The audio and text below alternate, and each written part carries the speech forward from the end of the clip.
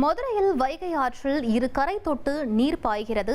இது பற்றிய மேலும் விவரங்களை எமது செய்தியாளர் ஜான் கிறிஸ்டோபர் வழங்க கேட்கலாம்.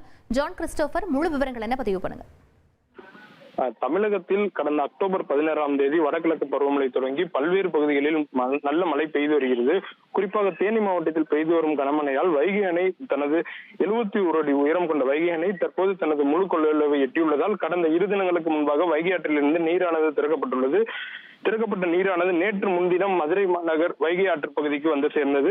வைகை அணையிலிருந்து 2000 கன அடி நீர் வெளியேற்றப்படும் நிலையில் அந்த நீரானது தற்போது மதுரை வைகை ஆற்றுக்கு வந்த நிலையில் தற்போது இரு கரைகளையும் தொட்டு வைகை நீரானது பாய்ந்து செல்கிறது.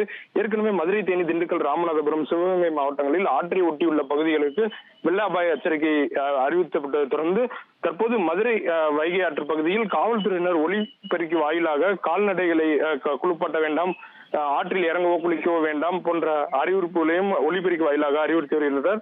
வறண்டு கிடந்த வைகை ஆற்றில் தற்போது தொடர் வடகிழக்கு பருவமழையால் தற்போது நீரானது இரு கரைகளையும் தொட்டி பாய்ந்து ஓடி வருவது மக்களிடையே மகிழ்ச்சி ஏற்படுத்தியுள்ளது. விவரங்களுக்கு நன்றி ஜான்.